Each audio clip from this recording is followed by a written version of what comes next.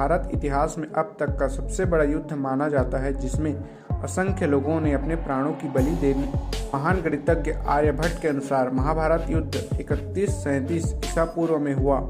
18 दिन के इस युद्ध में प्रत्येक दिन अलग अलग प्रकार की घटनाएं हुई। महान योद्धा मृत्यु को प्राप्त हुए। योगेश्वर भगवान श्री कृष्ण ने हर प्रकार से धर्म की रक्षा की और हर दिन जय और पराजय के उदाहरण प्रस्तुत किए। महाभारत युद्ध आरंभ होने से पहले भीष्म पितामह ने सुझाव के परिणाम स्वरूप कौरव और पांडव दोनों पक्षों की सहमति से युद्ध के पहले युद्ध के लिए नियम बनाए गए थे, जो कि इस प्रकार थे। प्रतिदिन युद्ध लड़ने का समय सूर्य उदय से लेकर सूर्य अस्त तक होगा। समान औहदे वाले लोग ही आपस में युद्ध कर सकेंगे, जैसे रथी वाले रथी से और हाथी सवार हाथी से और पैदल पैदल से। यदि कोई वीर योद्धा भयभीत होकर शरण में आए तो उस पर अस्त्र या शस्त्र से प्रहार नहीं किया जाएगा। युद्ध में जो भी लोग सेवक की भूमिका में होंगे उन पर किसी प्रकार का कोई प्रहार नहीं किया जाएगा। निहत्थे योद्धा पर अस्त्र नहीं उठाया जाएगा। एक वीर के साथ एक वीर ही युद्ध करेगा, एक से अधिक नहीं। दोस्तों, अब हम बात करेंगे महाभारत युद्ध के 18 दिनों की श्रृंखला में प्रत्येक दिन क्या क्या हुआ और किस पक्ष को कितनी हानि हुई। महाभारत युद्ध का पहला दिन। महाभारत युद्ध का पहला दिन युद्ध आरंभ होने से पहले अर्जुन और भगवान श्री कृष्ण का रथ दोनों सेनाओं के मध्य खड़ा था। चैनल में नए हैं तो चैनल को सब्सक्राइब करके नोटिफिकेशन बेल को ऑल में सेट करें। भगवान श्री कृष्ण अर्जुन को गीता का उपदेश देते हुए इसी मध्य भीष्म पितामह घोषणा करते हैं कि युद्ध आरंभ होने वाला है। यदि कोई भी योद्धा दल बदलना चाहे तो वह स्वतंत्र है। यह सुनने के पश्चात धृतराष्ट्र का पुत्र युयुत्सु कौरव का दल छोड़कर पांडव की ओर चला गया। इसके पश्चात अर्जुन ने अपने देवदत्त नामक संघ से नाद करके युद्ध की घोषणा की और युद्ध प्रारंभ हुआ। इस दिन कुल 10,000 सैनिकों की मृत्यु हुई। अभिमन्यु ने भीष्म का धनुष और उनके रथ का ध्वज काट दिया। भीम ने दुशासन पर आक्रमण किया।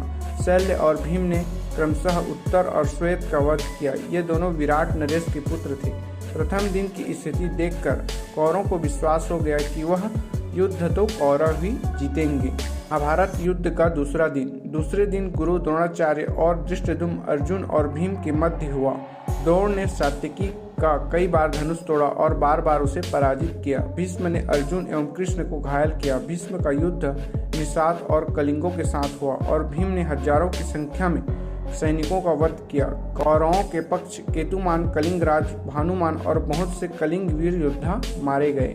अर्जुन ने भीम को नरसंहार करने से रोक रखा था और इस प्रकार दूसरे दिन पांडव के पक्ष में रहा और कौरवों को नुकसान हुआ। महाभारत युद्ध का तीसरा दिन। युद्ध का तीसरा दिन दोनों पक्षों ने सैन्य व्यूह की रचना की। पांडवों की ओर से भीम और अर्जुन एवं कौरवों की ओर से दुर्योधन सुरक्षा कर रहे थे। तीसरे दिन भीम ने घटोत्कच के साथ मिलकर दुर्योधन की सेना को युद्ध से भगा दिया। यह देख भीष्म ने भीषण संहार मचा दिया। तब भगवान कृष्ण ने अर्जुन से भीष्म का वध करने के लिए कहा, परंतु अर्जुन साहस नहीं जुटा पाए। तब भगवान कृष्ण स्वयं ही भीष्म का वध करने के लिए आगे बढ़ते हैं। यह देख अर्जुन ने कृष्ण को आश्वासन दिया कि अब वह पूरे साहस के साथ युद्ध करेगा। इसके पश्चात अर्जुन ने इस दिन कौरव सेना का भीषण संहार। भीम ने भी सैकड़ों सेना को मार गिराया और इस दिन कौरवों की अधिक हानि हुई। महाभारत युद्ध का चौथा दिन। महाभारत युद्ध चौथे दिन कौरवों ने अर्जुन पर बाणों की वर्षा कर दी, परंतु अर्जुन ने बाण चलाने वाले सभी सैनिकों को मार गिराया। इस दिन भीम ने कौरवों की सेना में भय व्याप्त कर दिया। दुर्योधन ने भी भीम का वध करने के लिए अपनी गंज सेना को भेजा, परंतु भीम ने घटोत्कच की सहायता से पूरी गंज सेना को समाप्त कर दी और चौथा दिन कौरवों का वध किया। इस दिन भीष्म को अर्जुन और भीम ने चुनौती दी। महाभारत युद्ध का पांचवा दिन। पांचवा दिन भीष्म ने पांडव सेना में हाहाकार मचा दिया। इस दिन दोनों ही पक्ष के सैनिकों का बड़ी संख्या में वध हुआ। भीष्म को नियंत्रण करने के लिए अर्जुन और भीम ने उनके साथ युद्ध किया। सात्विकी ने द्रोणाचार्य को नियंत्रण रखा, परंतु बाद में भीष्म द्वारा सात्विकी को युद्ध स्थल से भगा दिया गया। इस दिन सात्विकी के 10 पुत्र मृत्यु को प्राप्त हुए। महाभारत युद्ध का छठवां दिन। छठा दिन दोनों पक्ष ने अपनी अपनी सेनाएं युद्ध क्षेत्र में उतारी। पांडवों की सेना मगर यू आकार और कौरवों की सेना करोच यू आकार की थी। दोनों सेनाओं में भयंकर युद्ध हुआ और दुर्योधन अपनी सेना इसकी हानि देख बार बार क्रोधित होता रहा, परंतु भीष्म ने उसे समय समय पर समझाते रहे और इस दिन के अंत में भीष्म ने पंचाल सेना का संहार किया। महाभारत युद्ध का 7वां दिन। 7वें दिन फिर दोनों पक्ष ने भिन्न भिन्न आकृति में युद्ध क्षेत्र में अपनी सेना एकत्रित की। पांडवों ने वज्र व्यूह और कौरवों ने मंडलाकार व्यूह की आकृति में सेना को व्यवस्थित की। मंडलाकार में हाथी अनेक रथों के द्वारा, रथ अश्वरोहियों के द्वारा, अश्वरोही धनुर्धर के द्वारा और धनुर्धर सैनिकों द्वारा सुरक्षित किए गए। इस पूरी सेना के बीच दुर्योधन था। इतनी सुरक्षा और युक्ति के बाद भी अर्जुन ने कौरवों की सेना में हाहाकार मचा दिया। इस दिन धृष्टद्युम्न द्वारा दुर्योधन को पराजित किया गया। अर्जुन की दूसरी पत्नी उपलव्य के पुत्र इरावन ने विंध्य और अनुविंध्य को परास्त किया। नकुल और सहदेव ने शल्य को युद्ध क्षेत्र से भगा दिया। दूसरी ओर भगदत्त ने घटोत्कच को युद्ध क्षेत्र से भगा दिया और भीष्म ने तांडव सेना का भयंकर संहार किया। इस दिन विराट पुत्र शंख मारा गया, जो कौरव के सेना के लिए एक बहुत बड़ी हानि थी।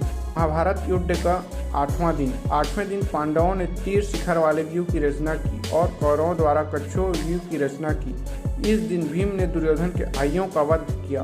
वहीं अर्जुन पुत्र इरावन का वध बकासुर पुत्र अलम्बुस ने किया। घटोत्कच ने दुर्योधन पर शक्ति का प्रयोग किया, परंतु प्रहार के समय ही बंग-नरेश मध्य में आ गए और प्रहार स्वयं पर लेकर दुर्योधन के प्राण बचा लिए और इस प्रकार इस दिन बंग-नरेश की मृत्यु हो गई। शक्ति प्रहार के कारण दुर्योधन घटोत्कच से भयभीत था। इसके पश्चात भीम से आज्ञा लेकर भक्त ने घटोत्कच को पराजित कर भीम समेत अनेक पांडव सैनिकों को पीछे की ओर धकेल दिया और 8वें दिन भीम ने दुर्योधन के 9 अन्य भाइयों का वध किया। इस प्रकार एक ही दिन में धृतराष्ट्र के कुल 17 पुत्र मारे गए। इस दिन दोनों ही पक्ष की क्षति हुई, परंतु कौरवों को अधिक हानि का सामना करना पड़ा। महाभारत युद्ध का 9वां दिन। महाभारत के 9वें दिन घमासान युद्ध हुआ। इस दिन दुर्योधन ने भीष्म से कर्ण को युद्ध में लाने की बात कही। तब भीष्म ने आश्वासन दिया कि या तो हम किसी पांडव का वध कर देंगे या श्री कृष्ण को अस्त्र उठाने में विवश कर देंगे। इसके पश्चात भीष्म ने अर्जुन को घायल कर दिया और अंततः श्री कृष्ण को युद्ध में शस्त्र न उठाने की प्रतिज्ञा तोड़नी पड़ी और कृष्ण अर्जुन के रथ का पहिया उठाकर भीष्म की ओर दौड़ पड़ते हैं, परंतु कुछ ही क्षणों में वे शांत हो जाते हैं। इस दिन भीष्म ने पांडवों की सेना का भारी संख्या में वध किया, जिसके कारण पांडवों को 9वें दिन बहुत बड़ी हानि का सामना करना पड़ा। वीडियो में नए हैं तो चैनल को सब्सक्राइब करके नोटिफिकेशन बेल को ऑल में सेट करें और अपने रिलेटिव के साथ शेयर करें, क्योंकि भीष्म ने पांडवों की अधिकांश सेना को समाप्त कर दिया था।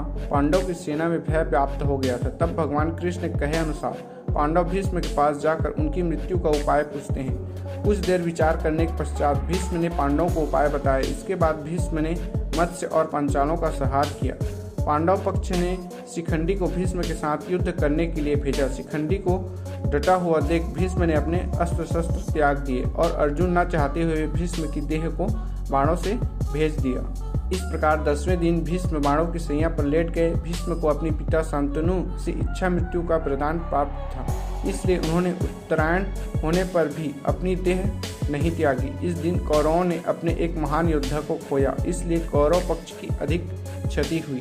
महाभारत युद्ध का 11वां दिन। महाभारत युद्ध का 11वां दिन भीष्म के बाणों की सैया पर लेटने के पश्चात सुझाव के परिणाम स्वरूप द्रोण को सेनापति बनाया गया। दुर्योधन और शकुनी ने द्रोण से कहा, यदि युधिष्ठिर को बंदी बना लिया जाए तो युद्ध उसी क्षण समाप्त हो सकता है। जब दिन के अंत में द्रोण युधिष्ठिर को पराजित करने के पश्चात उन्हें बंदी बनाने के लिए आगे बढ़ते हैं, तब अर्जुन ने बाणों की बौछार करना आरंभ कर दी और युधिष्ठिर को बचा लिया। इस दिन कर्ण ने पांडवों की बड़ी संख्या में सेना का संहार किया। फिर सात्विकी तथा कर्ण, भीम तथा शल्य, सहदेव तथा शकुनी एवं अर्जुन के मध्य युद्ध हुआ। इस दिन पांडवों की अधिक क्षति का सामना करना पड़ा। 11वें दिन कौरव युधिष्ठिर को बंदी नहीं बना पाए, इसलिए 12वें दिन कौरवों ने फिर से योजना बनाई और त्रिगत नरेश के राजा को युधिष्ठिर से बहुत दूर अर्जुन को युद्ध में व्यस्त करने के लिए कहा, जिससे अर्जुन की अनुपस्थिति में युधिष्ठिर को आसानी से बंदी बनाया जा सके। परंतु अर्जुन समय पर पहुंच गए और उन्होंने फिर से युधिष्ठिर को बचा लिया। अर्जुन को दूर ले जाते समय युधिष्ठिर के साथ सात्विकी थे। सात्विकी ने द्रोण के रथ का पहिया काट दिया और रथ के सभी अश्वों को मार गिराया। सात्विकी ने कौरव पक्ष के अनेक शक्तिशाली योद्धाओं का वध किया था, जिससे भूरिश्रवा ने हर बार सात्विकी को पराजित किया और हर बार उसे अर्जुन और कृष्ण द्वारा बचाया गया। इस दिन दोनों ही पक्ष बराबर की टक्कर पर थे। महाभारत युद्ध का 13 दिन।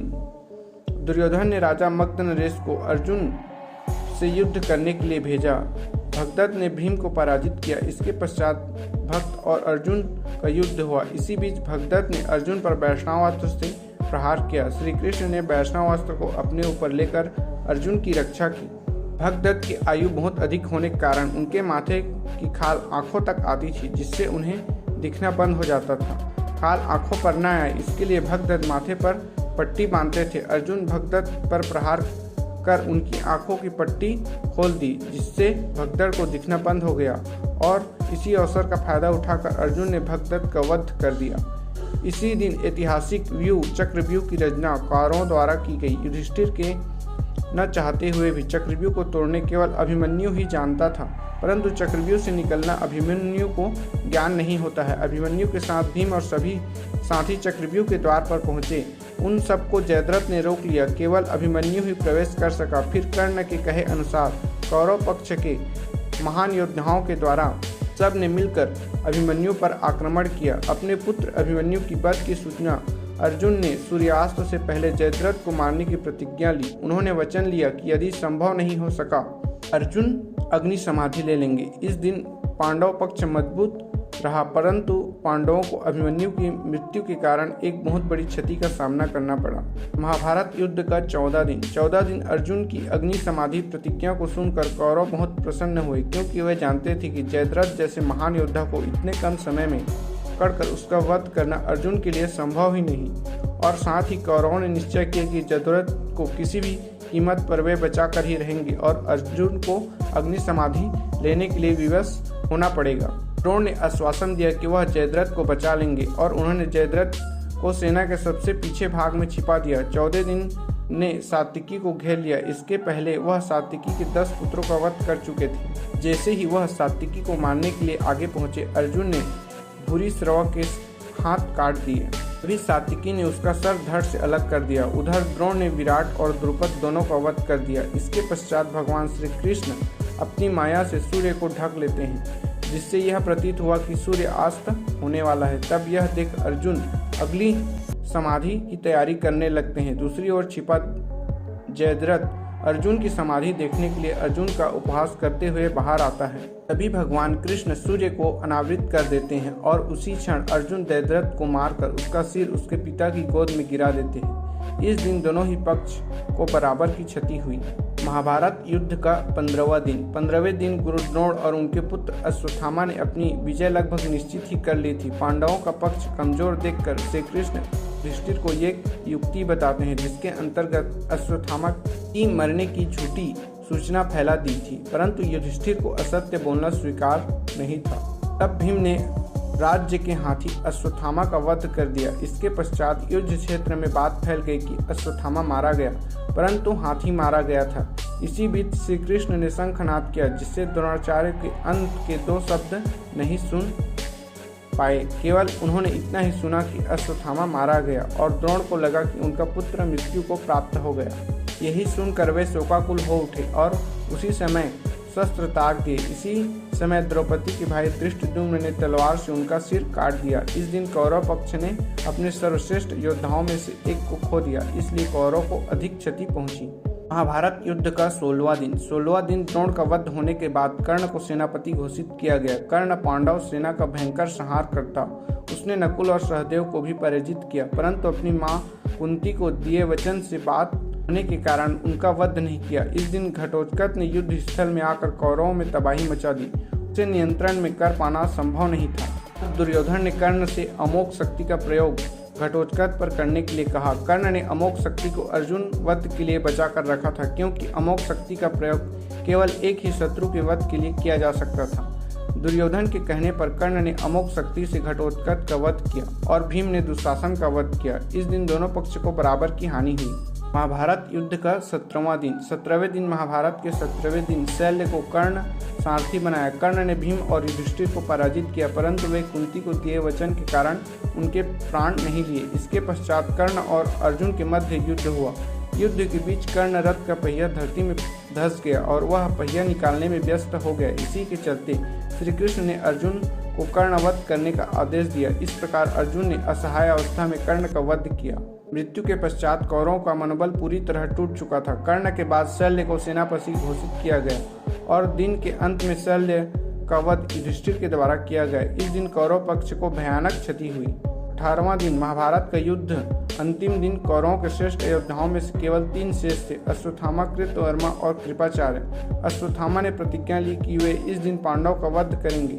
इन तीनों योजनाओं के द्वारा रात्रि में पांडव के शिविर पर आक्रमण किया। अश्वत्थामा ने द्रौपदी के 5 पुत्रों का छल पूर्वक वध कर दिया। अश्वत्थामा ने बहुत ही आक्रामक रूप ले लिया था और उसने ब्रह्मास्त्र का प्रयोग करके रणभूमि में भयंकर संहार किया। अश्वत्थामा का भयानक रूप देख भगवान श्री कृष्ण ने उसे कलयुग के अंत तक धरती पर भटकने का श्राप दिया। इसके पश्चात सहदेव ने शकुनी का वध किया और भीम ने दुर्योधन के अन्य भाइयों का वध किया। अपने पराजय को देख दुर्योधन एक सरोवर की स्तंभ में जाकर छुप जाता है और फिर पांडव द्वारा ललकारे जाने पर दुर्योधन भीम से गदा युद्ध करता है और भीम ने छल पूर्वक उसकी जंघा पर प्रहार किया, जिससे दुर्योधन मृत्यु को प्राप्त हुआ। इस प्रकार महाभारत का युद्ध 18 दिनों तक चला और इस तरह युद्ध समाप्त हुआ। अंत में पांडवों की विजय हुई। Thanks for watching. Subscribe for more video.